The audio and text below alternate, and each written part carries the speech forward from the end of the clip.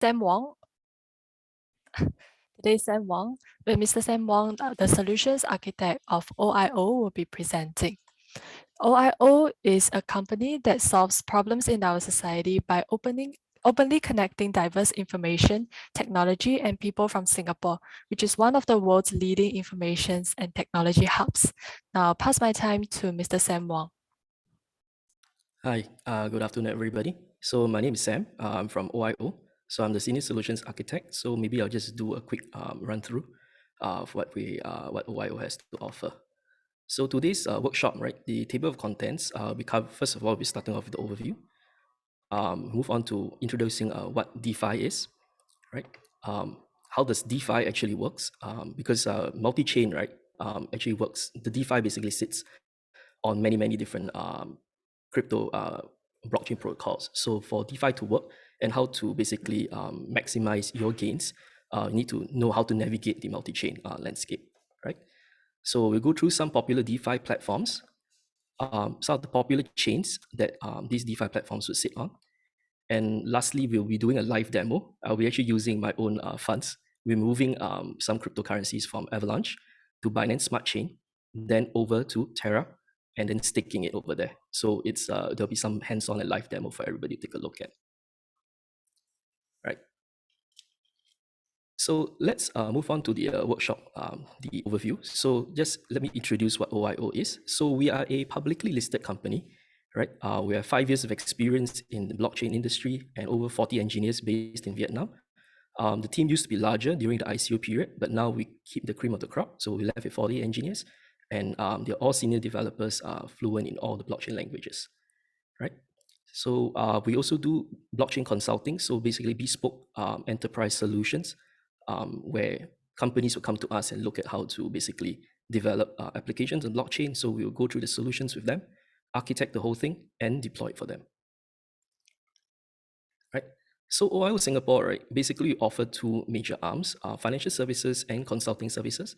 So consulting services is just what I went through with the development, blockchain solutions and stuff like that.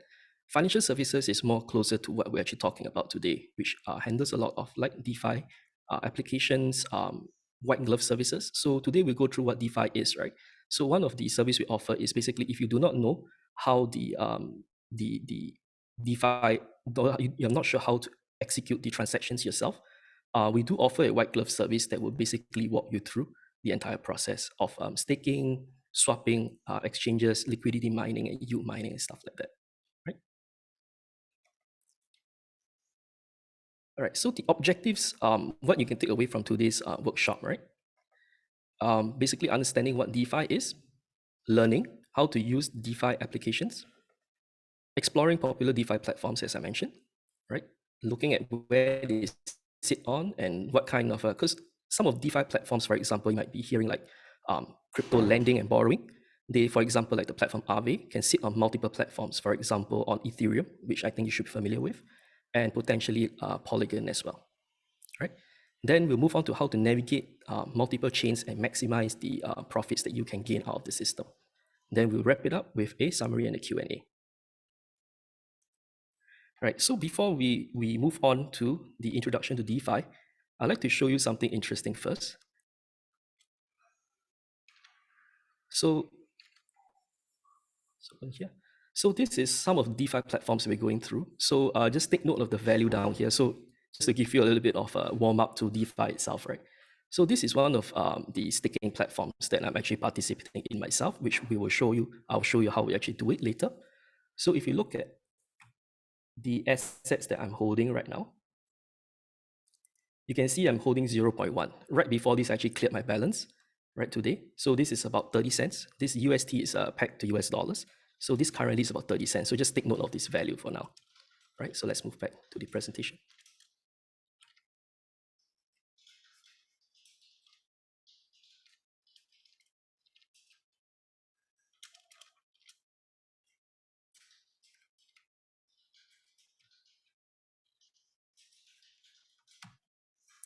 Okay.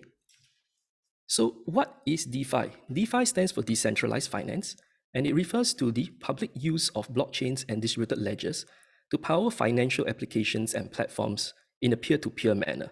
So you might be familiar with centralized finance as opposed to decentralized finance, like exchanges like Binance, FTX, Coinbase. So DeFi, right, allows you to basically trade, right, in without an intermediary, right?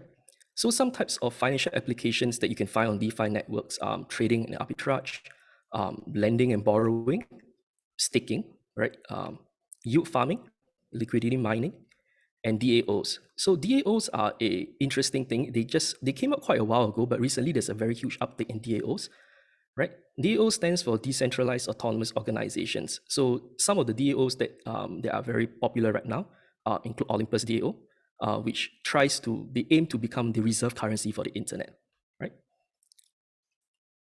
So when you talk about doing liquidity pool mining and things like that on DeFi, right? You need to be cognizant of some of the risks that are involved with cryptocurrencies on DeFi platforms. So if you stake in a DeFi pool, right, you are subject to this thing called impermanent loss, right? So the impermanent loss, right, is basically when you put a stable coin and a fluctuating asset into a pool, right? And when the token price moves, there is a chance that you would lose in terms of an opportunity cost. So let me give you an example. For example, like let's just say token A is at $100, and you put 10 token A, which is $1,000, right? So you need to match it at a 1-to-1 ratio into the liquidity pool. So you put in 10 token A and 1,000 USDT, which is a tether, which is also 1-to-1 US dollars, into the pool. The total pool ratio, right? Let's just say, for example, is at 1 million. And this is calculated based on the total amount of USDT multiplied by the total amount of token A, right? So with 100 token A and 10,000 USDT at $1 million, 1 million liquidity, you own 10% of the share because you added 10 token A and 1,000 USDT, right? So basically it's 10%. And let's just say, for example, we have an extreme case of a bull run and token A rises from $100 to $200. Arbitrage will occur, right, to basically balance what is inside the pool to make sure that the liquidity remains at 1 million. Not the value, but the liquidity remains at 1 million. But the value of the ratio between token A to USDT needs to be the same, right? So what happens is that the pool will do this thing called a rebalancing, and the arbitrage will basically move the tokens, right, in such a way that the pool will now have 70.71 of token A compared to the original 100, right? Sorry, the original 100.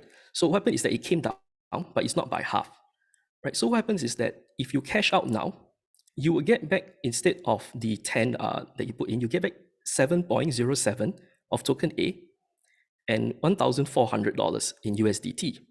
Added up together, right, you would have made, in this example, it's $828 in profit.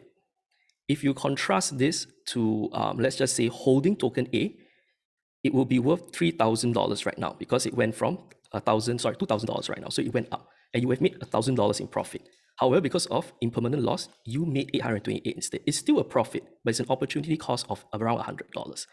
So if you want to know more about this, you can search impermanent loss. I think Binance Academy, they have a very good article that is written out about this. So how do you calculate the change in the token price? I actually have a formula on the screen. So that is the how liquidity, the liquidity value will actually affect the change in token A from before the bull run to after the bull run. Okay. So we're talking about liquidity pools, right? We were talking about yield farming later. How do you maximize your gains from liquidity pool? So we also need to talk about the risk of smart contracts failures and exploits, right? So smart contracts are publicly exposed. They are not like private code that you keep on a server with the source code that is basically not exposed to public, right? Everything is open and is anybody can go to the smart contract, actually see the code for themselves. This means that any vulnerability that can be spotted in the code can be exploited. So some of the exploits, right, that can happen can be undiscovered kill switch, for example, in the parity hack, re-entrancy bugs that happens in DAOs. For example, basically what it means is that you repeatedly call a function before, like for example, you say you want to withdraw, right? And it takes some time before the withdraw function fully executes. And you ping the smart contract with multiple withdraw calls, functional calls. And what happens is that there's a bad interaction within the smart contract itself, allowing you to withdraw more than you are supposed to be able to, right? So there are also price feed manipulations. For example, if you have enough liquidity on hand, you could manipulate a exchange, for example, and cause the price feed to change. And the smart contract that's relying on a specific price feed will report a wrong value, and then you can manipulate and exploit that to your benefit. Flash loan attacks. Flash loan attacks are basically, for example, on DeFi, right, you can do this thing called DeFi borrowing, which I'll explain later. So there are two types of borrowing. Most borrowing happens in a collateralized manner, which means you need to put up collateral before you can borrow against that value, right? Flash loans basically allows you to borrow without any collateral, but you need to return that value within that single transaction. So it is all done on code. So it's basically an executable code that you run to borrow some money, do some kind of trade, and return the amount that you borrowed plus the interest within one transaction. So why is it that the flash loans allow you to borrow without collateral? Is because on the blockchain, if, for example, you can't return the original value within a single transaction, the blockchain will see that you have violated the protocol itself and it will revert all the transactions. So in essence, you have not borrowed at all. So this is a very interesting mechanism that was introduced by Aave. Unfortunately, flash loan can be exploited through flash loan attacks. They are basically with some ingenuity, right? Like, let me see how to explain this. With some ingenuity, attackers can basically like borrow tokens, right? And execute a very complex set of transactions that allow them to withdraw funds from other pools, right? So you borrow some money, you take the amount of money, manipulate the price, and use that price, right, on other liquidity pools to cash out, then return the original value. But the amount that you drew out is actually not secured, right? So in this case, the flash loan is basically, to put it simply, they use a flash loan to move prices, they swap it and exploit the manipulated price, right, to inflate the price of the collateral on another swapping platform.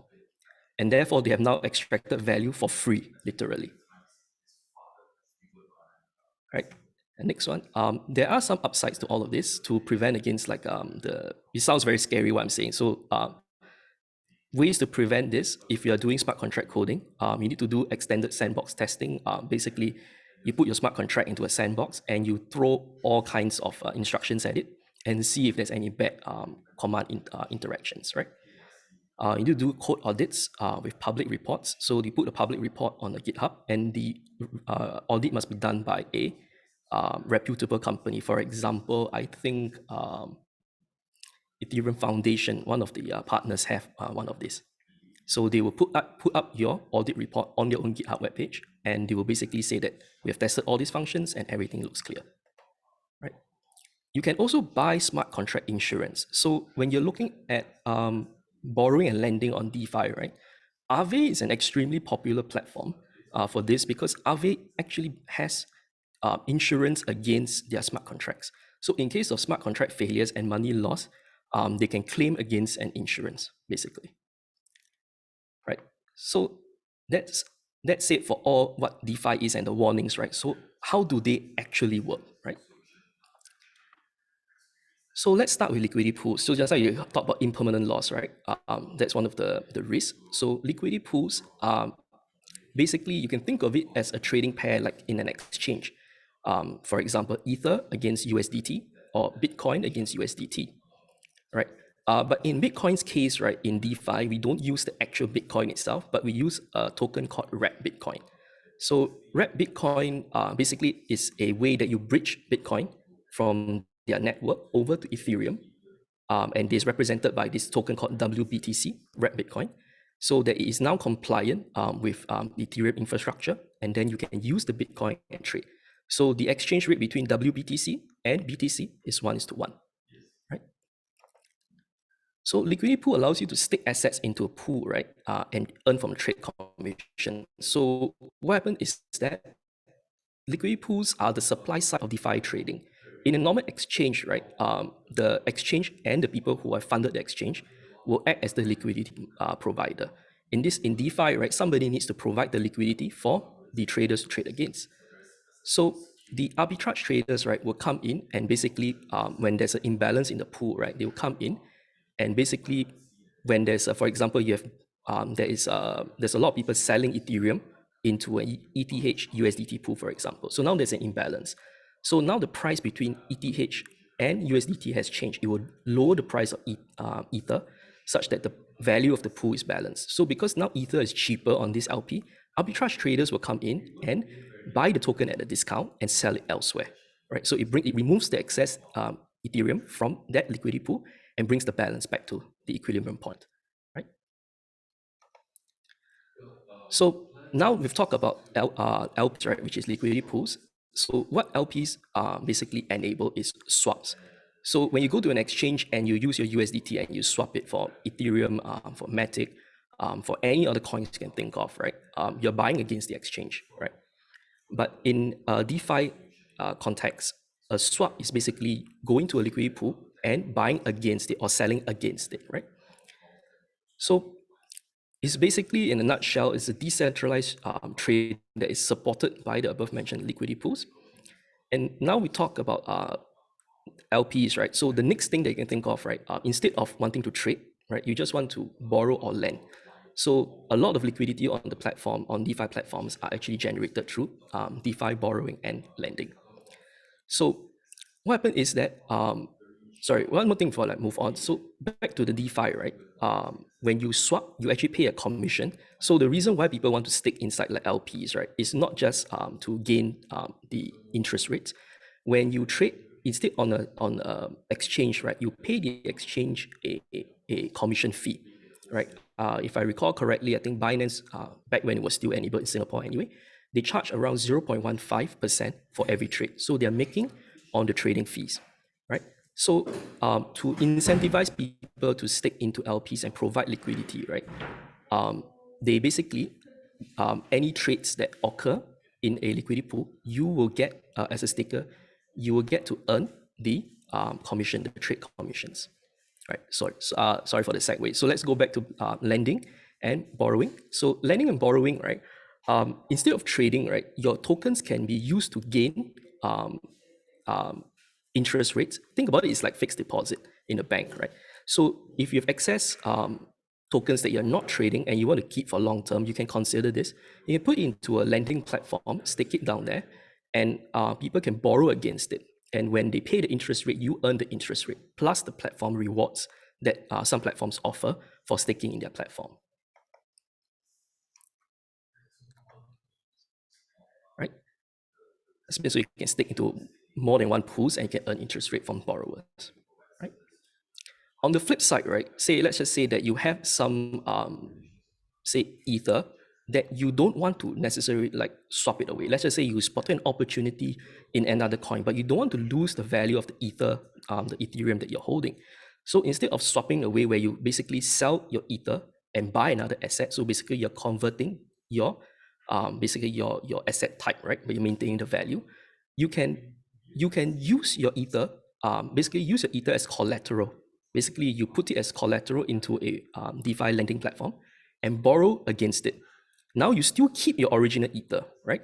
And you have gained the additional asset against your collateral of Ether, and then you can use that to buy another token. So when that token price hopefully increases, right, then you make a profit from that. You can now repay your interest and your original principal, withdraw your Ether, and now you have both. Right? And the last one is yield farming. Yield farming, it's today's I won't go into too much details about yield farming, but yield farming, it's a very complex strategy that basically employs using your LP tokens, right?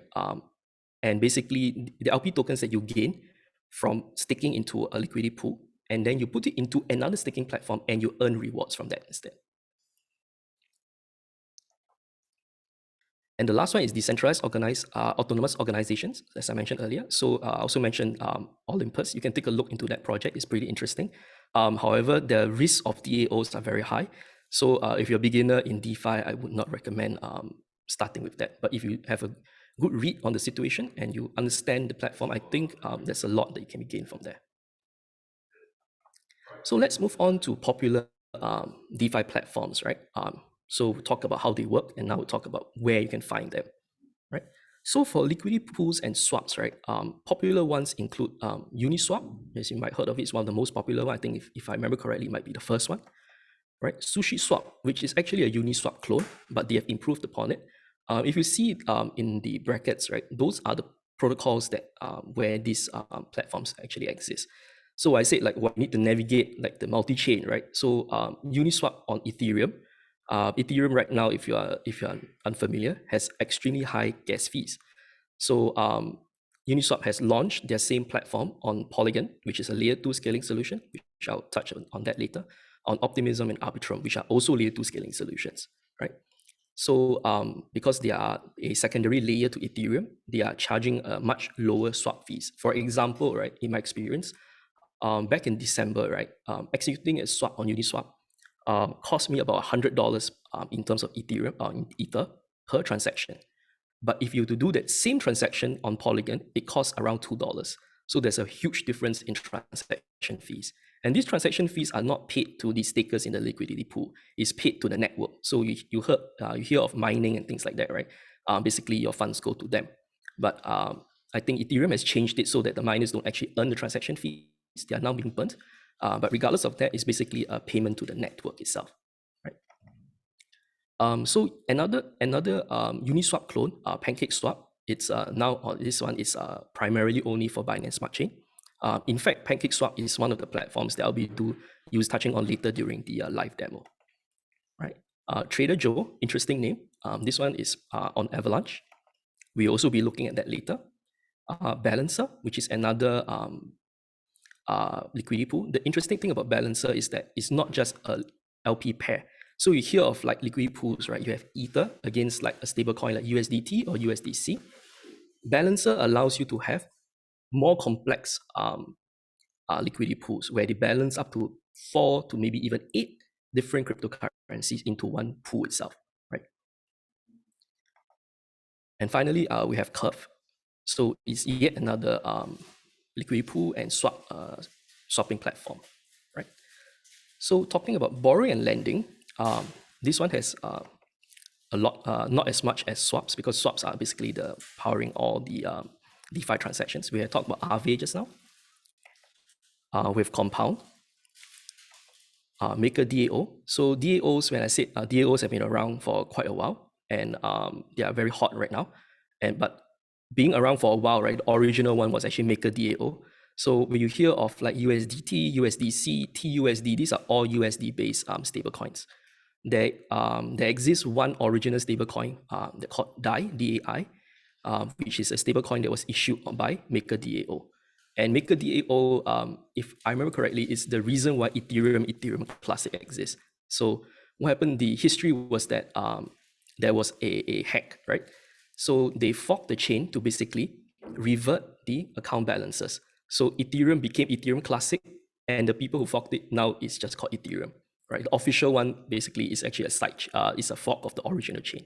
So that's an interesting history on Maker DAO and Ethereum itself. Right, we have Geist, which is a borrowing and lending platform on Phantom, Solan for Solana, and Cream. So for those who are familiar with DeFi, you might heard of Cream and ask me why I put Cream down here, right? So the reason why I added Cream Finance into this list of borrowing and lending, right, is primarily because it has been subject to multiple flash loan attacks. I think they lost quite a fair bit. If I remember correctly, it's almost over $100 million in terms of tokens, right? So now we know all the platforms and how they work, right? We want to talk about where all these platforms reside on, right? So you talk about popular chains and protocols where they exist, right?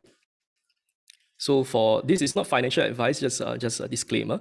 But if you're looking at buying some tokens and seeing, right, these are some of the chains that has good fundamental values that you can look at potentially in future when there's more popularity to them, even further. Hopefully it's a positive effect on the price itself, right? So obviously we have Ethereum, right? So Ethereum being the first smart contract capable platform, right? We have Polygon, we have Avalanche, as mentioned. So we're looking at Avalanche later as well. So as part of the live demo, we have Terra, which we'll also be looking at as part of the live demo later. We have Solana, which is very popular in the last 1 year or so. The token price went from, I think, about $15 to over $200 in a space of about like 3 months. and Polkadot, right? Polkadot is, let's just let you know, first, Polkadot is one of my favorite projects. It's a very interesting project. I'll touch more on the details, but the founder or co-founder of the Polkadot project, right, came from Ethereum itself. Yeah, I think it was the former CTO of the Ethereum Foundation. Right, so let's just talk about what Ethereum is capable of.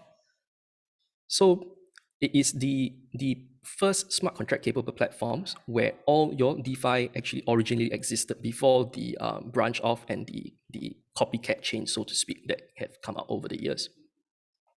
Right. So the good thing about Ethereum is that almost all transaction, basically DeFi platforms, right, exist on Ethereum mainnet because they are the biggest chain protocol right now, right?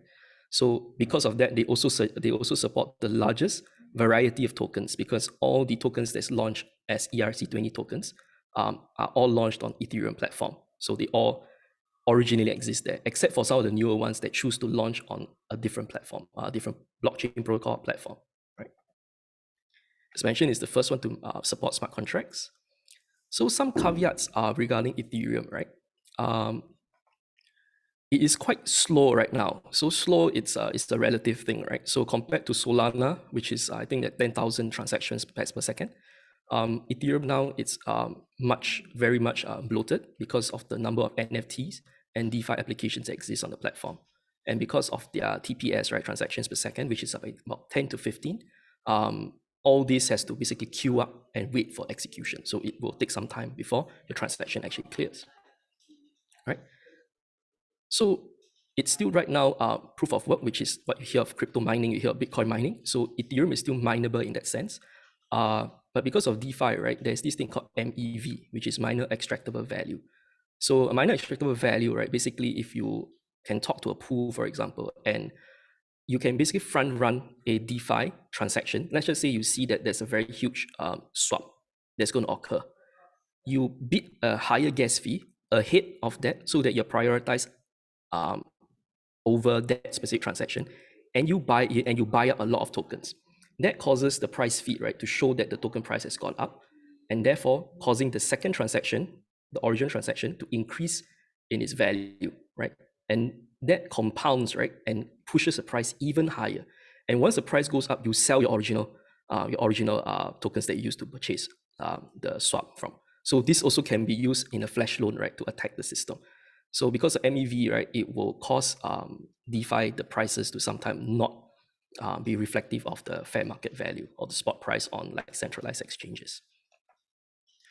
Right. And as mentioned, because there's a lot of NFTs and DeFi applications that build on Ethereum, and because it's a high demand, the gas fees, right, which is what they call for the transaction fees, are very expensive. As mentioned, some swaps that you can execute on Uniswap can cost over $100 per transaction. So to solve all this problem, right, we come to Polygon, which is what they call a layer 2 scaling solution to Ethereum, right? So to solve the scalability problem with Ethereum, right, by basically being a side chain to the Ethereum mainnet, right? So they run parallel to Ethereum, and every so often, right, they will hash all the blocks, or basically compress all the information in all those blocks and write it to a smart contract in Ethereum. So therefore, right, the immutability of the Polygon network is maintained on Ethereum network itself, right? So in this case, that's why I call it a layer 2 scaling solution. So because of this, right, the security is basically inherited from the Ethereum main chain. They can afford to use less miners, less validators in this case, and therefore they can afford to have faster transaction speeds and cheaper as well, right? So as mentioned, it's cheaper. So because Polygon was one of the first layer 2 scaling solutions to Ethereum, a lot of the DeFi platforms that origin only exist on Ethereum has now have support for Polygon itself. So you can use this thing called Plasma Bridge inside Polygon to bridge your tokens from Ethereum. Basically, what they do is they burn the tokens on Ethereum side and they mint the same tokens, right, on Polygon, the Polygon chain. And then you can use the Polygon's version of that token and participate in DeFi platforms, right? So an alternative to Ethereum is Avalanche. So it's created as an alternative to Ethereum with very fast transaction speeds and very low gas fees as well. So they are directly in competition to Ethereum because they call it EVM or Ethereum Virtual Machine compatible. They have a layer that makes it compatible. So your smart contracts that you launch on Ethereum can be directly launched on Avalanche as well, right? So Avalanche is interesting because they have a couple of DAOs and DeFi platforms, right? So DeFi platforms like Trader Joe, which I mentioned earlier, Snowbank Finance, as well as I think it's a DAO, and they are host to a lot of DeFi applications, right? They have extremely high yields, right? You're talking about double-digit percentage yields per annum, right? So the complexity to Avalanche, right, is that it has three chains. Okay, so um, the first one is X chain, which is basically where all exchange, trade, and asset creation exists. This is the base, sort of like the base layer to the Avalanche chain itself. Then you have the P chain, which is the platform where if you want to do like staking, like for example, instead of mining, right, you want to do staking, where you nominate a validator, and when the validator approves transactions, you earn some of the transaction fee. This happens on the platform chain or the P chain, right? And the C chain, which is the contract chain.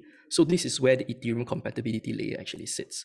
So if you buy AVAX from a centralized exchange, for example, like KuCoin, Binance, OKX, FTX, and things like that, when you withdraw your AVAX, right, which is the Avalanche token, they will always go to the X chain, but you need to make sure which chain it actually goes to, because on DeFi, right, when you want to buy AVAX, it's actually on the C chain.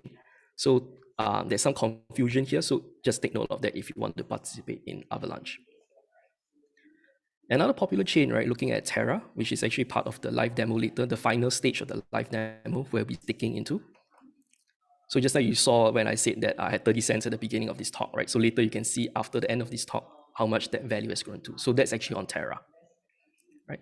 When you talk about the stable coins, right? So most stable coins, they peg it directly to USDT, USD, right? So it's a one-to-one value.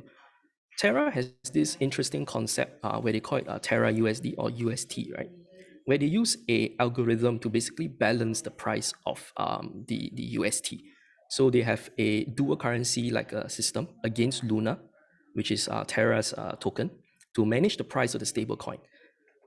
So how this works is that when the UST drops below 1-to-1, that means it's like maybe 99 cents against a dollar in the USD, then what happens is that they will buy back Terra USD and basically destroy it, like burn it, and mint Luna. And when the price of UST increases, right, they will basically burn Luna and mint more UST, so they increase the supply of UST. So because of this supply demand system that they've created, an algorithmic system they've created, they're able to maintain the price of UST at 1-to-1 ratio with US dollar. So the Terra chain is backed by the Luna coin, as mentioned. So there are quite a number of DeFi platforms, right, on Terra Chain. So Terra Chain, they have host to a lot of stable coins. So there's actually a Singapore dollar like SGT, they call it. So it's SGD, Terra SGD. Unfortunately, it's not very popular. I think the total supply is less than $100,000. But UST is being the biggest. KRT, which is Korean won, on Terra Chain, is also quite a big stable coin on Terra network, right?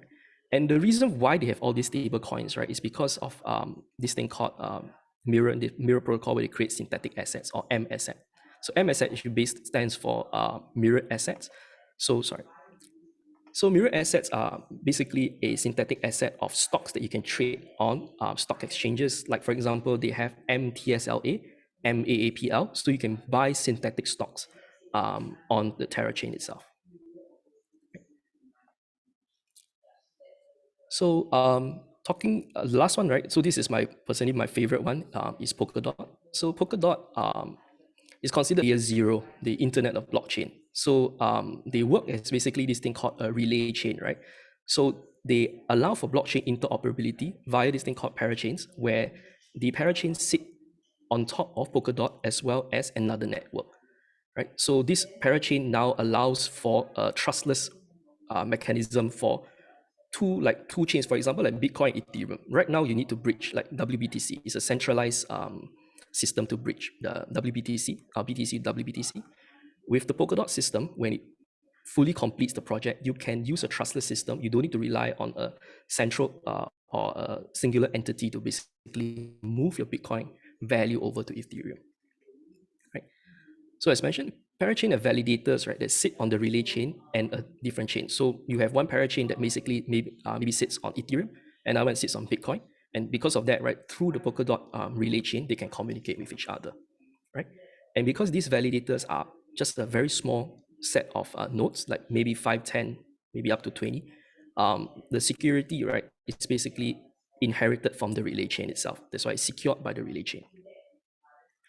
Yeah, as mentioned, because the relay chain basically allows different parachains that sit on different platforms to communicate with each other. Therefore, it allows for cross-chain in the sense like Bitcoin can talk to Matic, Bitcoin can talk to Ethereum, Avalanche can talk to Bitcoin, Solana can talk to some other platform, right?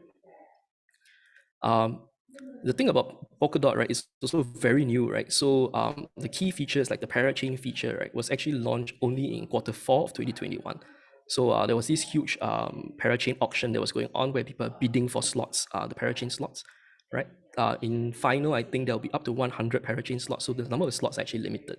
So to secure a slot, right, you need to basically bid for it, right? So theoretically, when all the parachains are online and everything has been validated, you allow like a DeFi application to sit on multiple chains and is fully trustless and decentralized as well. So I mentioned Solana. I will just briefly go through this one.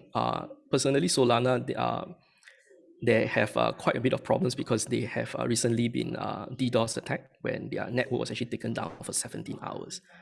But Solana is actually a competitor of Ethereum, direct competitor of Ethereum, but it's also one of the fastest blockchains that is currently available, right? Its popularity is because they have an extremely large DeFi and NFT market. NFTs, as you know, recently has been the craze, right? And a lot of the new ones actually has been launched on Solana, which is why it drove up the price of Solana tokens. So their DeFi platform is on Serum. You can take a look at that. And the NFT platform is on Solana. Right. So Solana has still, despite all the DDoS attacks and hacks, right, they still are a very promising chain because their development efforts, right, is now more than Cardano. Cardano previously had one of the highest development efforts and now has been replaced by Solana. As mentioned, it has suffered a couple of DDoS attacks previously, so caused the network to go offline for multiple hours each time. So finally, now you understand all those, which are the chains, which are the platforms, where to go and how they work. So we talk about how to navigate the entire multi-chain system, right? So why do you want to use a multi-chain, right? So talking all that, so why do you want to use a multi-chain? There are arbitrage opportunities. For example, a token on one platform is selling for less than another platform. So you can buy from there, bridge it to a different platform and sell it, right? Yield opportunities. For example, you're staked in a specific platform, which is giving you a specific amount of returns, right? And a new platform has launched another protocol that's giving you larger returns. So you might want to move your assets to that platform instead, right? Gaining additional yields. You want to diversify your portfolio. You don't just want to hold one token on one platform. You want to hold like a few tokens on multiple platforms. In case one goes down or fails or something, you have a diversification in your portfolio itself. On-ramping and off-ramping. So on-ramping is like using your fiat, right, to buy USDT. So your USDT primarily will sit on Ethereum. So how do you move your USDT to Avalanche, to Solana, to Polygon and buy the tokens over there? So on the offside of off-ramping, when you have your tokens, your yields, right, you need to sell it and get back your tokens and off-ramp and sell it off, right? So you need to bridge it back to Ethereum. So you need to know how to do that across multiple chains. So that's it. Let's go for a live demo. Basically, I'll explain what the live demo is going to be about. So the live demo, basically, I'm using my own funds, Avalanche, AVAX, right? I'll be basically swapping it to Binance Coins, BNB, bridging that over to Binance Smart Chain, then selling it to UST, Terra USD, taking the Terra USD and then bridging over to Terra Chain and staking it inside there, and then we can see the yields from that one. So let us move on to that.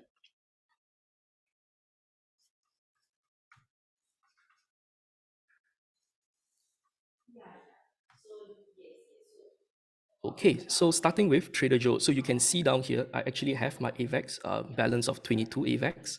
This is about 2.5K US dollars worth. So let me just activate my wallet.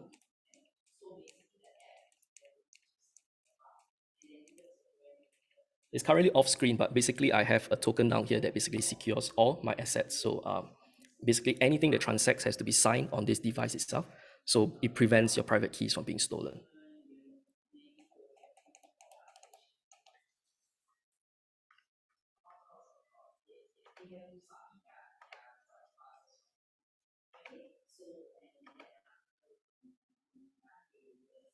Okay, so now we have AVAX down here. I want to sell this over to BNB. So on Trader Joe, I will select AVAX and BNB. So you can see that my wallet is actually connected. I want to sell everything, so I just click max down here, right? And it shows 4.4 BNB, right? So make sure that my MetaMask is online. So this is a browser wallet. Yep, it's online. Just click swap, confirm the swap. So when I talk about swapping, right, this is what happens. So basically, instead of going to exchange, selling my AVAX to USDT, then buying BNB, right, I'm just doing it on a DeFi platform. So you can see down here. So as mentioned just now, Ethereum is very expensive, right? You can look at the fees down here. Each AVAX right now, I think, is about $90. So it's less than a hundredth of that. So it's about 90 cents to do this. Confirm. So right now, it actually triggers on my wallet. Just go through the details, accept. Okay, so now it's being broadcast to the blockchain.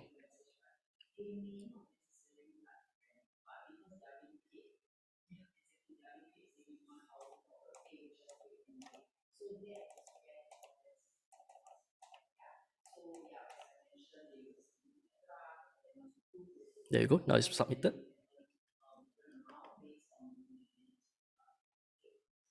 So add this to wallet so you can view it. So you see, now I have 4.4 as mentioned. Now this one is added to my wallet. So if you click on MetaMask, which is the web browser wallet, go to assets, you can see my AVAX is now, just now was 22. Now there's just some small amounts that's left. And my majority of it is now in BNB, right? So now I need to move the BNB from Avalanche chain over to Binance Smart Chain, because if I go over to Binance, right, this is Pancake Swap, which I mentioned earlier. This is sits on Binance chain. If I change MetaMask over to BNB,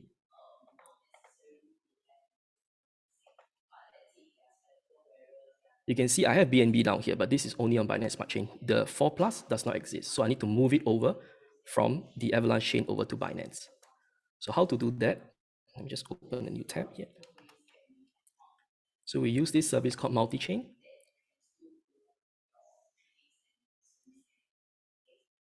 So you want to select Avalanche,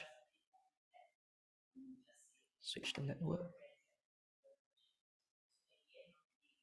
And then the target is Binance Smart Chain. So what coin am I moving? I'm moving BNB.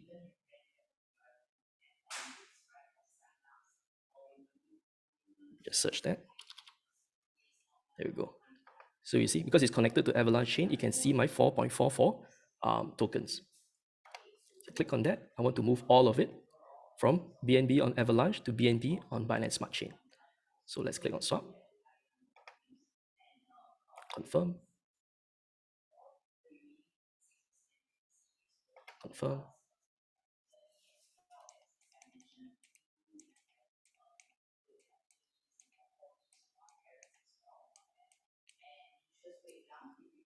Okay, so I confirmed it on my hardware wallet. Now it's being confirmed on Avalanche.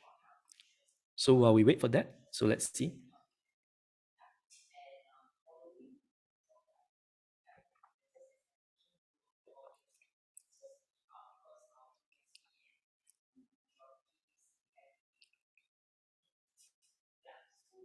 So you see, it's confirmed now on Avalanche side, and now it's confirming on Binance Smart Chain.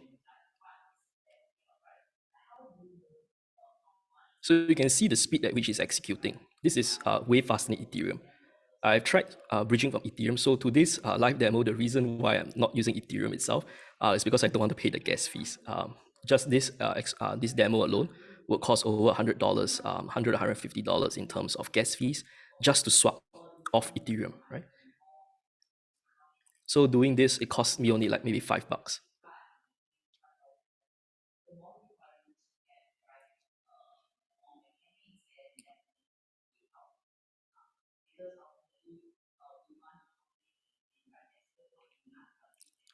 So Avalanche is very fast. So the reason why we're waiting for Binance Smart Chain, right? Binance Smart Chain, so the speed, when we talk about how fast a blockchain actually works, you're talking about block speed as well as the block size. So block size basically means how much each data each block can actually hold, because you don't want each block to be overinflated with too much information, right? So that's the scalability of the blockchain itself.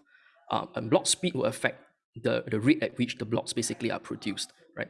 So it's a combination of both block speed as well as block size that basically handles the number of TPS, right? So Avalanche has very high block speed and low block size, whereas Binance Smart Chain has kind of average block size, but much slower block speed. I think it's comparable to Ethereum, that's why it's taking a bit longer. So let's just wait for it.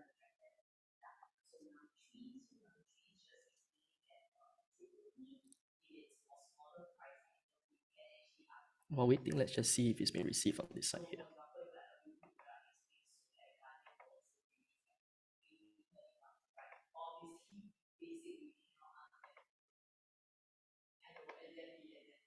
Oh, it's been received. So basically the interface has not been showing up yet. Yep, so basically this one is slow. So on Binance Smart Chain side, now I actually have BNB. So I've connected my wallet to BNB. So you can see this is now Binance Smart Chain. And just now remember it was 0 point something. The 4 plus has been now transferred over here. Right. So now I want to swap my BNB over to UST, which is Terra UST. There you go. So I just do it over here.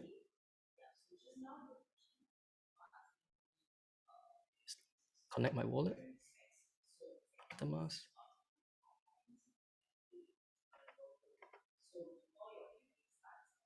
And there you go, 4.5 it shows up. I want all of it, right? So it shows up as UST 2000, almost 2150. I'll swap it over here. Confirm the swap. So now on my wallet here, I need to, on the hardware wallet, I need to switch over to Binance Smart Chain.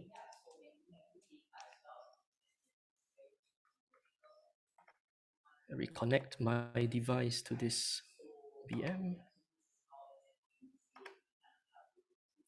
Okay, confirm. There you go, review and send. There you go. So the transaction has been submitted.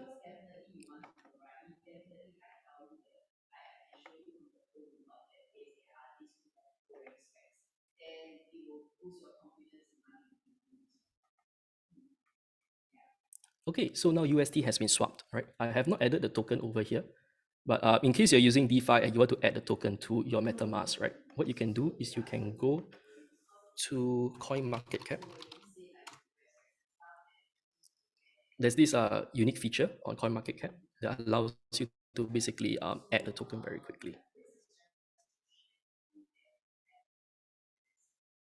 Wait for it to load.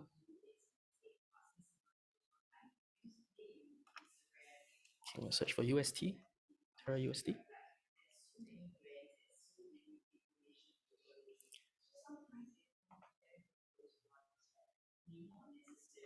And we want to add the smart contract for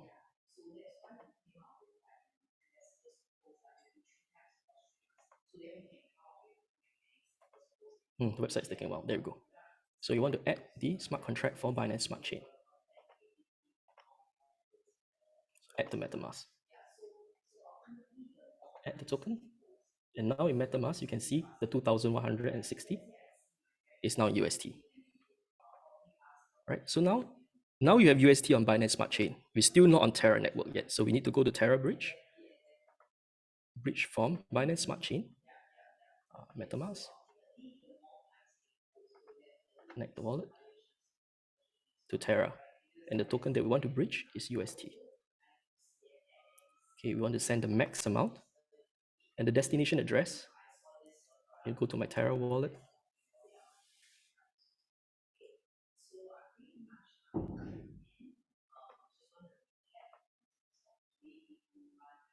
Why is he not showing up? Okay, I'll just use this one, copy the address here. Terra Bridge. Paste the destination address. Confirm.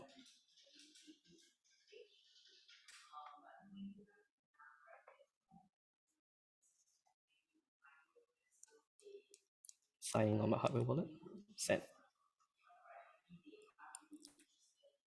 See, we have 8 minutes left, so hopefully this doesn't take too long because the Terra bridge might take about a minute or so.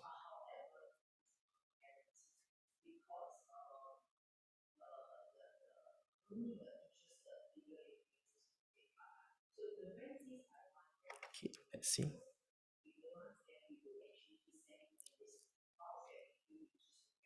So what I'm accessing here is basically a block explorer. So we're waiting for it to basically show up. There we go. So now it has 4 blocks that's moved by. Let's go back to Anchor and refresh this page. Okay, so I'll wait for that, right? So just now when the start of this, at the start of this workshop, right, about an hour back, this was 30 cents. Now it's almost 60 cents. So it's about 30 cents an hour. My gain rate is about 30 cents an hour based on my staking value of about 3.5K, right? Now it's loading. So we need to wait for the UST to send over.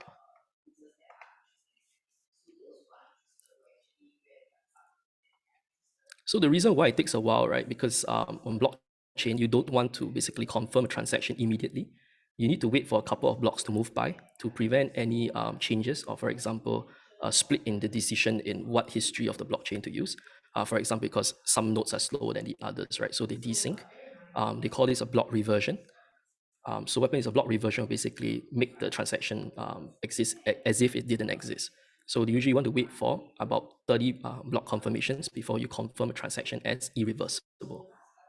So let's see, has it hit that number? So it hits about 30. See on Anchor if it has distributed the tokens. Not yet.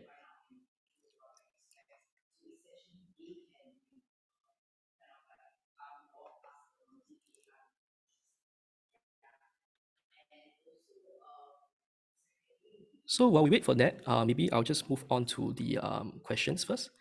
Okay, if you have any questions that you want to for me to answer regarding the workshop today, maybe you want to post it in the question and answers, and then we'll go through that.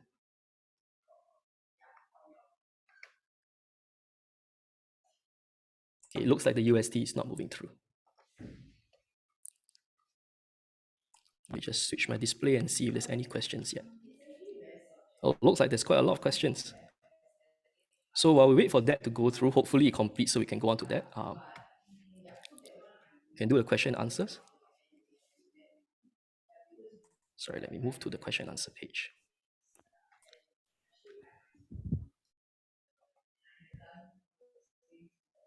Okay, so I'll answer them one by one in sequence. So the first question that was asked, what is the point of having so many chains?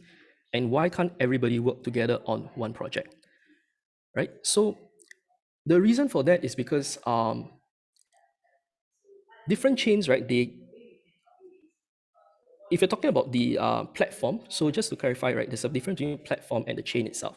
Different chains, right, because of, for example, you have Ethereum, first you have Bitcoin, right, then you have Ethereum with smart contracts, right? Then what happens is that smart contracts on Ethereum now is slowing down. So now it becomes a problem. So therefore somebody comes up with a solution for that, and then you have like Polygon. So that's why there are multiple chains that exist. As for platform, right, you think about it like chicken rice, right? Like if there is one famous chicken rice store, then why are there so many chicken rice stores? Everybody wants a piece of the pie, right? So I think it's more of a business kind of thing. That's why there's so many platforms. As for why there's so many chains, some of the reasons could be that they can be trying to solve a different problem. For example, Cardano was originally created to kind of scale Ethereum itself, not directly scaling Ethereum, but as an alternative. So Cardano is the development recently, they have pushed forward their smart contracts as well. I think it was in September of 2021. So that's the reason why there are so many different protocols as well as platforms, right? So hopefully that answers your question. Move on to the next one. It looks like there's quite a number of questions down here. So next one, why is layer 2 so cheap and why isn't everybody shifting over there? Because there is a cost to basically moving over to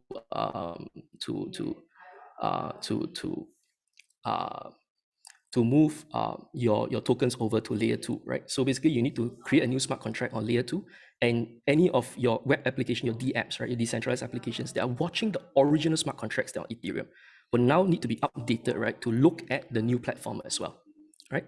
And the reason why some of the tokens have not been migrated, because the platforms that, for example, you have you are enabling your tokens to be swapped on Uniswap, right? And Uniswap has not moved over to Polygon, for example. Let's just say in the past, it has not moved there yet. So there's no point for you to move your tokens over there, right?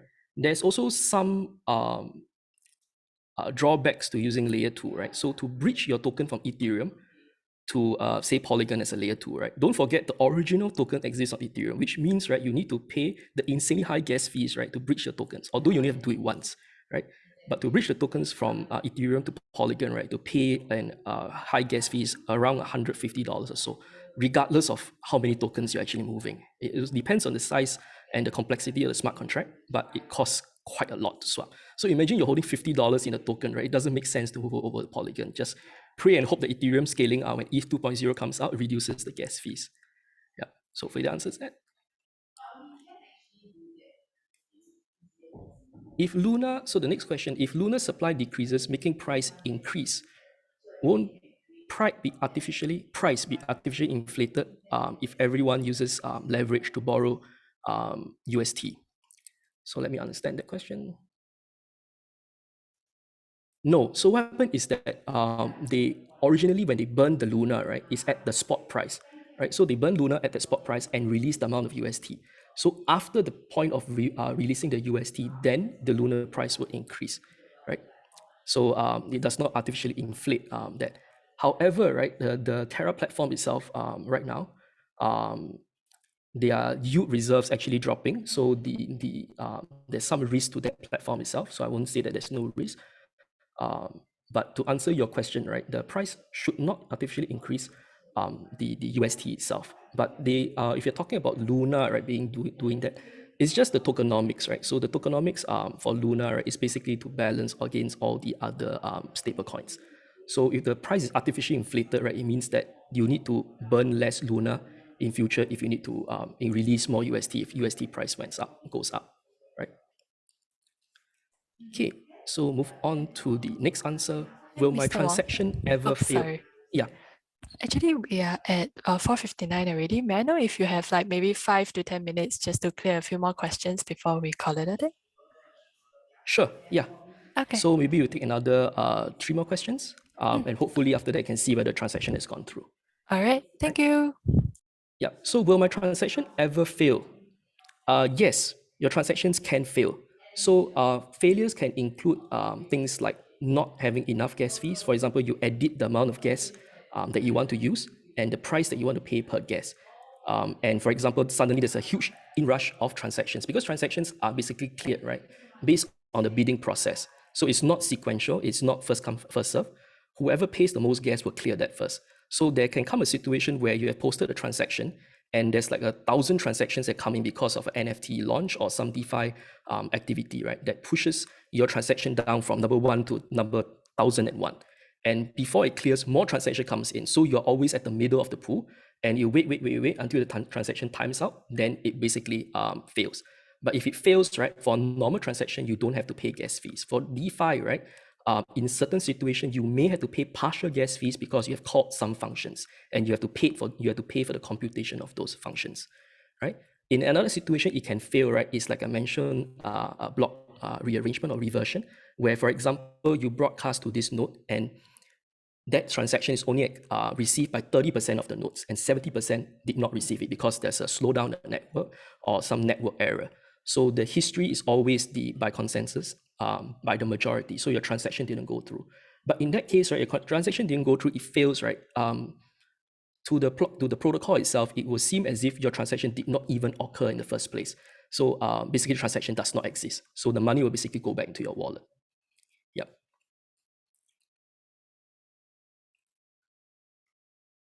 Yes, I agree. DOT is one of the most promising token. My question, isn't AVAX confusing with so many different chains? Yes, AVAX is quite confusing with the P chain, X chain, and the C chain. The idea of this is because they are trying to create sub networks so that you can have like enterprise grade or like micro chains, right, or enterprise blockchains that can join into the main Avalanche, the kind of like the main network itself, and act as either instead of the P chain, X chain, and C chain, you call it whatever your own chain is it. Maybe if OIO creates our own chain, call it the OIO chain. And basically it can from there, right, interact with all the other chains itself if you choose to. If not, you can create a private network. Think of it is like why do you have your home network when you are connected to the internet? Because you don't want your computers to be exposed. You don't want some tokens on some chains to cross function to somewhere else, and they have this compartmentalization using the P chain, X chain, and the C chain. Yeah. If I hold ETH on my Gemini wallet now, what is the most straightforward way to buy UST to stake on Terra? Should I buy BNB straight? No, you should not buy BNB in that case, because you're holding on a centralized exchange. What you can do if you're holding ETH in your Gemini wallet is to see if Gemini supports UST. If it does, right, you can sell your ETH to UST and directly withdraw to your Terra wallet and stake it on Anchor protocol in Terra. If not, right, your ETH, you can move it to your Ethereum wallet. You can buy UST in Ethereum itself, but take note of the gas fees. You can use Uniswap to swap your ETH to UST on Uniswap, then bridge your UST using Terra Bridge over to Anchor protocol on Terra Chain and stake it that way. Yeah. So the next one, I would like to answer this one more because this is a thing. So right now, are all tokens smart contracts? In a sense, yes, right? But there's a misnomer, like there's coins and tokens.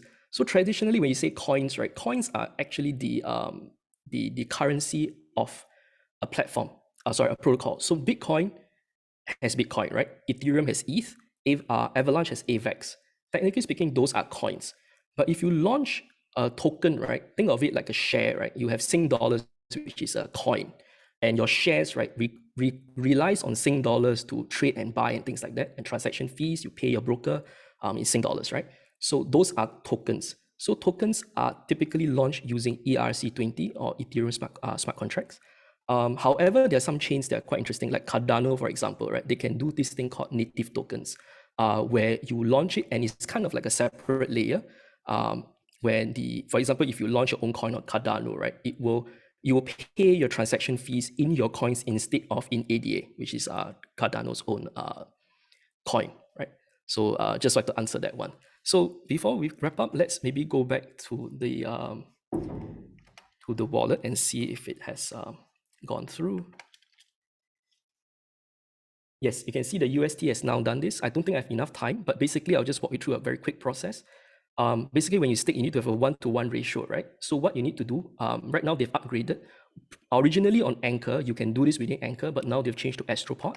So you need to go to Astropod and do a swap. Oh, sorry, you need to go on Anchor and do a swap, my bad. So over here on Govern, you need to trade your ANC, right? So I have UST, right? So I have 2,000. I need to basically sell 1,000 away. So I'll just do a quick example. So you put 1,000, I will take this ANC. So now I have equal value in UST and ANC in my wallet. I'll go over to Astropod because what happened is that Anchor took away the liquidity pool and they outsourced it kind in a sense, right, to Astropod to handle the LP for them. So over here, you can see that I have actually ANC UST stake at 3.465, which is what is actually reflected the pool value 3.465,466 here. So over here is actually managed by Astropod. So what you need to do is basically come here, add liquidity. So remember just now I sell half, right? So over here I need to put that specific value of ANC and UST. So it's like 2,000, I need to put $1,000 of ANC and 1,000 UST basically, right? Then I'll click add liquidity. Then I'll receive my ANC UST LP tokens, right? Which is Anchor UST liquidity pool tokens. So that in itself will already start generating yields down here. So you will start to receive Astro tokens because the platform is actually rewarding you for providing liquidity. So now the LP, right? This is yield farming. So what you do is take the LP, come back to Anchor, under bond, sorry, here, govern. So you see ANC USD LP. I can provide my LP tokens down here. Sorry, stake. So you need to provide your LP tokens down here. Click stake, so you can see the amount they have staked. So I'll basically be adding this. That's the original intent of showing you the live demo. So this one will put in here, and then your rewards will basically generate A and C. So this is basically yield farming. So just want to show you the live demo. Unfortunately, we're running out of time. So yeah, hopefully this is a good session for everybody.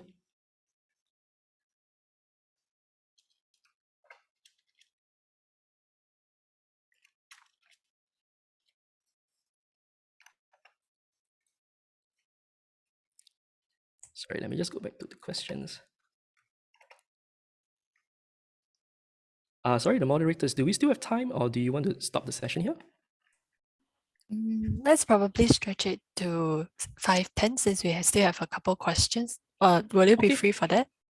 Sure. I'm quite free. If you want to extend and actually see me stick, if you let me know, I can actually do that now since the Terra has the UST has been moved to Terra Chain. Should we do that? Up to you. Okay, sure. So I'll just answer a couple more questions. I'll try and clear the list as fast as possible. Then we try and actually do the sticking to let everybody see how it works. Is there any better multi-chain solutions? Transferring from AVAX to UST seems like a chore. Not to mention there is a loss incurred when swapping the coins along the way. Yes, I totally agree. The reason why I have to move my AVAX over to BSC, then bridge it over to Terra, is because right now there is no bridging solution between AVAX and Terra Chain. So that's the reason why you need to do it this way. You can also move your AVAX to USDC or USDT, sell it there, then move it to Ethereum, then bridge from Ethereum over to Terra. However, if you go through Ethereum, as I mentioned, right, the gas fees are insanely high, which is why I chose BSC instead. So basically, also gives an opportunity to see how you move across multiple chains. So I totally agree that it's a chore, but in certain situations, it can be cheaper because some tokens, right, depending on the pools that are supporting the bridging platforms, right, might charge a different fee.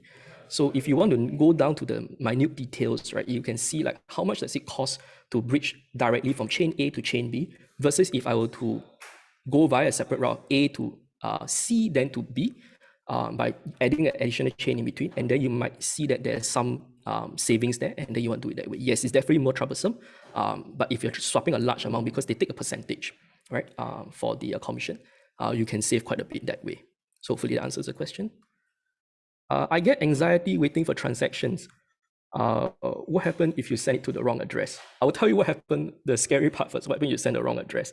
You basically don't get your money back, right? Anything that is on the blockchain is final, and basically it's immutable, right? So it's finalized and it's basically permanent. So you don't get your money back. However, right, what I do to make sure that I have the correct address, make sure that when you copy, right, you're at the correct address first. Usually when you copy and paste, right, just check the first like 5 characters and the last 5 characters. In that case, usually it won't fail. Within MetaMask itself, right, you can add accounts. So like kind of like bookmarks, if in a sense. So when you send, right, instead of typing the address or pasting address, you click on that instead. So there's less likelihood of it going wrong, right? There are some solutions you can look at, like OIO, we're working with one of them called Kirobo. It's one of the solutions. They basically allow you to reverse transactions, but for a fee, right? So in that sense, right, instead of sending directly to a person, you send it into a holding contract, and you send, you message maybe like SMS or WhatsApp or Telegram withdrawal key to the recipient. Then the recipient will then claim that. So if you send it to the wrong address, but you have the correct number on your phone, right? You send them the unlock key. They'll try unlock and say like, hey, you're sending to the wrong address. Then you can go back to your original wallet and undo that specific transactions because you, in the smart contract, you have the right to do so, right? But on Bitcoin, I know they have launched Taproot, but it's still pretty new. But on smart contracts, right, you can do that. On Bitcoin, less so. So if you send to the wrong address, most likely no one can help you. Especially because the addresses, right, are extremely large. There's so many combinations. If I remember correctly, they're saying there are more combinations than the number of atoms in the galaxy, for example, right? That is basically SHA-256. So 2 to the power of 256 is a very large number. So if you type a wrong digit, right, most likely you send it to an address that nobody is even using, and nobody is likely to ever use it. I won't say for forever, but it's unlikely that someone will actually generate a specific address ever again. So the chances of you retrieving that fund, right, is very, very, very low. Yeah, so just take note of that.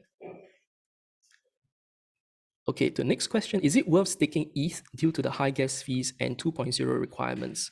Also, would you recommend Lido, Rocket Pool, others for staking? Staking for ETH, right, it depends because most when you do like direct coin staking, for example, I'm staked in Polkadot. Just let you know why I'm so bullish on Polkadot. I'm holding 1,000 of DOT. So don't buy because I say it, right? Just look at the fundamentals, and if you like it, go ahead. But when you stake ETH dot or anything or Cardano, ADA, you are basically nominating a validator. So the reason why you do this, you're trying to grow your volume of the coins that you're actually holding. And hopefully that compounds with the increase in price, the trajectory of price, it goes up. It compounds with the 5, 10, 15% that each protocol provides. And then the returns basically give you higher. That said, right, typically trading will always give you more returns. If you're a good trader, that said, would typically give you more returns than just simply staking. But if you want to buy a coin and hodl for long term, you hold for long term, you can just explore simple staking by nominating a validator and ignore it for like 2 years, come back and see like how much money you have then, right? That's the straightforward hands-off approach, right? As for recommending Lido, Rocket Pool, and others, right? It really depends on what your objectives are. For example, I'm only showing you the staking that I'm doing for Anchor, right? You can do a lot of other staking. For example, I mentioned Kirobo. You can provide Kiro against ETH. Gas fees are very high because it's an Ethereum platform DM. But they give like I think like 120 to 150% APY, right? So it really depends on the risk factors. Like for example, if you're borrowing, lending, there are flash loan attacks and stuff like that. So it really depends on what is your risk appetite, what kind of yields you are comfortable with, you are satisfied with, and then you weigh the risk against the rewards, right? And you choose a solution or a structured product based on that. What are the fees we have to consider when we do swaps? Can we estimate the fees for a few transactions beforehand? And what if the swap fails? Would we lose coins? If the swap fails, you don't lose coins, but you can lose your gas fees. So like I mentioned, right, for example, you have to call an Oracle contract to basically fetch the price feed. So you call that first, right? Then after that, the swap fails. So you have to pay the partial gas fees for that part. But because the swap fails, you will get the coin back, right? Because the basically did not the transaction did not execute, right? So you will not lose your coins, but you may lose some of the platform native, for example, Ethereum ETH, you might lose some ETH because you have paid partial gas fees. As for estimating the fees in ahead, right? It depends on which swapping platform you're using. You can actually see the gas price. If you go, for example, Ethereum, you can go F gas tracker, I think, or F gas station. So ETH gas station in one word, .info if I believe. So you can go F gas station to look at the number of Gwei or Gigawei, which Wei is basically the smallest denominator of Ethereum, which is basically 18 decimal places. So Giga adds another, I think, 12 zeros in front of that. So you can see number of Gwei. Usually, when on Ethereum, when it's a high transaction volume, you would see maybe about 120 to 150 Gwei. Based on experience, right, 120 to 150 Gwei, each swap on Uniswap will cost you about $125 to $140. That's because I've used Uniswap quite often, so I can kind of like estimate based on that. So you can, as a rough rule of thumb for Ethereum, just say like 1 Gwei is $1, just around there. It's a lot more complex than that because it depends on the smart contract and of the complexity of the smart contract, like how many functions it has to do before it actually swaps. It also depends on the tokens you're swapping to and from. For example, you have you're swapping through Ether, right? For example, you're swapping USDT to ETH, right? It's typically cheaper because ETH is the base liquidity of that specific protocol. If you're swapping USDT to some very, very new token, right? You will have to move from USDT over to ETH, then to something else, then to something else. So this is called routing on multiple hops. When you have to go through multiple hops, basically it does this automatically for you, but you have to do that. Then what happens is that you pay more gas fees. Yeah. But as for other platforms like Avalanche or Binance Smart Chain and things like that, right? Just a rule of thumb is about like $2 to $5 usually. It's not more than that unless there's some abnormal situation where there's a lot of transactions that's going on. Okay, the next one is an interesting one. Do layer 2 solutions actually solve the high gas and speed problems, or will they be equally slow once they get as congested as Ethereum? Yes, they will become as congested if it hits. But in terms of block speed, They are definitely faster than Ethereum, so that's one edge that they have. In fact, Polygon, right? Interesting thing. Polygon used to be very cheap, like 70 cents per transaction per swap, right? And like less than 10 cents per transaction. But because there's a couple of NFT gaming platforms that develop based on Polygon itself, and the congestion on Polygon quite recent, I think the last 2 to 3 weeks, has caused the transaction fees to rise from like less than 10 cents to about $2. So that's about a 20x increase in gas fees. So yes, definitely layer 2 will have this problem. So Ethereum 2.0, hopefully when it does finally come out, would solve this because of the sharding. So basically sharding, the thing about it, right, is kind of like what Polkadot is doing, where you have a relay chain, like a main controller chain, right, and you have multiple parachains. So each shard, you can think of it, is kind of like a parachain, except that they all work in together, right, to basically maintain the primary chain, which is ETH 2.0. So that's what ETH 2.0 is trying to do with moving away from proof of work to proof of stake, reducing transaction costs, increasing transaction speed, and using sharding and things like that. So the best solution is definitely that the Ethereum itself scales rather than using a quick fix solution like layer 2, right? How to get in touch with OIO if we want to invest? Okay, that's a good question. So you can go to our website, oio.inc. You can look at our financial services page. There's a contact form at the bottom. Just fill out the contact form because this is for PDPA. So fill out the contact form, and then our RMs and our financial services team will get in touch with you to basically see to see like what you want to do. Look at your risk appetite and things like that. But then we will tell you like roughly these are some of the things that you can do.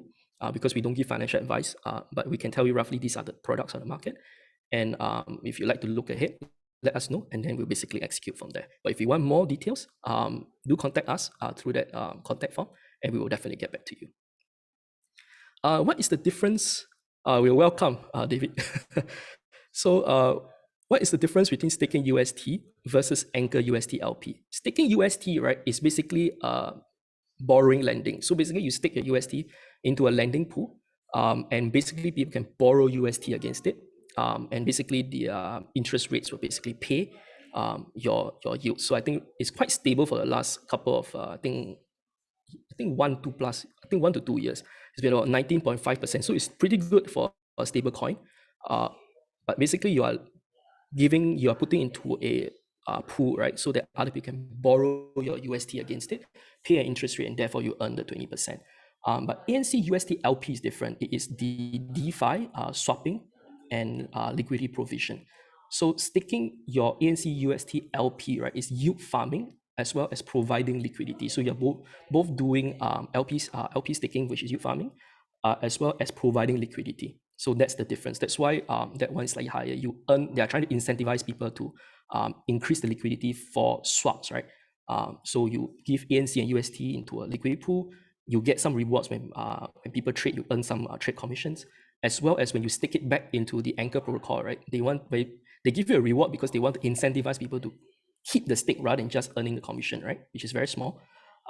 They want you to keep the stake, so therefore they give you Anchor tokens as a reward for keeping your LP token stake. It's kind of like a gamified version way to like if you stake it, I get LP tokens. What do I do with the LP tokens other than holding it and then just waiting for the for my account to accrue trade commissions, right, payouts. So we put into a stake and then I reward you with that. Then therefore you're removing the how to put it, you are disincentivizing people from moving to somewhere else by giving them rewards on your ANC UST LP. So that's the difference. So the short version, right, is basically UST staking directly is a borrow lending thing, whereas ANC UST LP it's a liquidity provider. You're acting as a liquidity provider as well as yield farming. So that's the short answer. What are your thoughts on Olympus DAO, Hector DAO, and Time Wonderland staking? I actually staked in Olympus DAO for a while, back when the APRs, I think, or APY was about 8,000%. So yeah, it's quite crazy. At some point, I think it was even like in 5 digits. So Olympus, it's one of the biggest right now, and it seems like they have a proven track record. Time Wonderland, if I recall, is kind of like a fork of Olympus. They have their own gamification and their own tokenomics. But based on, I have not fully explored, so I can't answer this, but on my cursory look through of Time Wonderland, right, based on like market sentiment, I think there are some concerns. I don't want to say too much about the concerns because I've not read too much into it. But there's some bad press about Time Wonderland. I think it's a bit predatory and things like that. That was what I read about. But do your research on based on that. If you are looking to participate in DAOs, right, and you have to choose between the three, if it were me, I would still go with Olympus because it has a proven track record. Yeah. What are the reasons you love Polkadot and over other ecosystems like Avalanche? Avalanche, so think about it, like, let me just go into the layer one, layer two, and layer zero, right? Layer one is your typical blockchains, right? So they're not scaling anything, they're just there. So things like Cardano, Bitcoin, Ethereum, Avalanche, Solana, these are all considered layer one. Layer two, right, basically they work like layer one, except that they rely on layer one. So that's why they are not direct layer one. They rely on layer one to complete the ecosystem. So like Polygon, Arbitrum, Optimism, they all rely on Ethereum to complete the ecosystem. So they are kind of like a one layer below, therefore they're layer two. The reason why I really like Polkadot is because it's a layer zero. So what it does is that layer ones typically don't talk to each other. So to look at, just like you look at the bridging, right, from one protocol to a different protocol, let's just say the Terra bridge, let's just say, because just now waiting for the UST to move, right? When I move my UST from Binance Smart Chain over to Terra, I am relying on a software that is owned by the Terra Foundation, right? Basically, it's a software that runs on a server, a central server. It is not decentralized. So it will watch the Binance Smart Chain site that I've burnt my UST, right? I called the function to burn my UST. Then when it successfully burns after 50 blocks, like just how we're looking at how many blocks has moved, right? After 50 blocks, then it would say that, okay, you have completed the burning process. Then what happens is that the software would then check, okay, you completed this, then it will go on to the Terra Chain site and mint the amount of UST that you're supposed to receive and basically send it to the destination wallet, right? So if, for example, you have burned the thing and then the software fails, right? That is the risk of using bridges. So forgive me, I didn't touch on this earlier, but there's a risk to use bridges because they're considered a centralized function, right? It's not decentralized.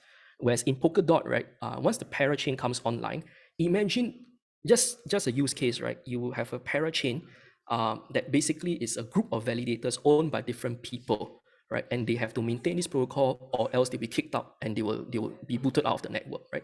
So everybody's incentivized to follow the protocol and behave.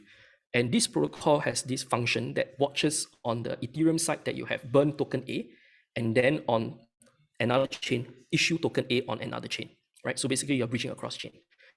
And because this parachain is secured by the relay chain, layer zero relay chain, right? Is now trustless because it's by consensus. Now the thing is by consensus. And because it's also the application is running on multiple nodes, the likelihood of one server failing, of course, Terra won't have just one server running, but let's just say like IP got blocked or some catastrophic failure happened, like AWS data center went offline, right? But in a parachain solution or handled in a parachain manner, right, that will not happen, right? It's unlikely that it will happen. So you are guaranteed that if burn on one side, based on consensus, that your tokens will be received on the other side. So on the other side can also be on another parachain, right? It doesn't have to be like token A on Ethereum bridge to BSC over the parachain. It can be on another parachain. You can even bridge it to that parachain using cross-chain communication protocol that the layer zero actually provides on Polkadot. So because of all these very innovative ideas that they're coming up with, right, is one of the reasons why I really like Polkadot. Not to mention the fact that Dr. Gavin Wood, right, which is one of the co-founders of the Polkadot, he wrote the yellow paper on Ethereum, and he's also the co-founder of the Ethereum Foundation. He worked very closely with Vitalik Buterin during the early days and the development of Ethereum. And because he looked at Ethereum, the scaling solution and things like that, right? The sharding idea, I think, probably came from there as well, because the way parachains work is very similar to ETH 2.0 sharding. So he basically, he didn't like leave, but he kind of like went off to basically create a new solution that not just, it's not in competition to Ethereum or any of the other layer ones, but it enhances what layer ones can offer by allowing them to talk to each other. it's kind of like you have your own internet at home, right? But you want to contact, say, send an email to your friend, right? You need the internet, you need ISPs and things like that to work. So your ISPs can think about it as parachains, and the internet, right, is basically the layer 0 on Polkadot itself. And the validators, that the side chains that you're using, is your home network. So now with this so-called internet of blockchains, you can now send information from one chain to another chain via this layer 0. Sorry if I'm talking a lot, but Polkadot is a really, really interesting project. If you want to look more into it, I do suggest you do so. Right now, it's still not fully developed yet. The version is still 0.9, which means it's not ready. But hopefully when it is, right, it has a lot more to offer. So give me just, I think maybe we end here, I think, because we've run about 30 minutes over time. So I won't go back to the live demo, but I think you've seen from just now how it works. But basically, the UST is now inside, split half of it to Anchor, right? Then participate in the Anchor UST LP, take the tokens and stick it back in Anchor, and then you can generate the rewards. But just a quick one, since we have went about, this is a 1.5 hour thing. If we go back to here, since I've talked so much, let's see how much I've earned, right? So now it's 77 cents. So basically in 1.5 hours, it's about 85 cents, give or take, or 70 cents, give or take. Yeah. So this is just based on this. The yields are actually it's dropped. It's about now 70 or 80% APR. So it's not compounding, so it's an APR. Previously, right, it was about 120% a couple of weeks ago. So these are the kind of yields that you can potentially gain by using DeFi. So thank you for staying with me for 30 minutes over time. Hopefully today's session is very engaging and everybody has learned something. Thank you. Yeah. Thank you, Mr. Sam, for answering all the questions comprehensively. We have come to the end of our workshop, Navigating the Multi-Chain Landscape. Thanks, Mr. Sam, for your insightful and clear sharing. The live demo was really interesting too. Thank you, Thank you, everyone, for your time, and we hope to see you in our upcoming symposiums and workshops. Thank you, everybody. Have a great day.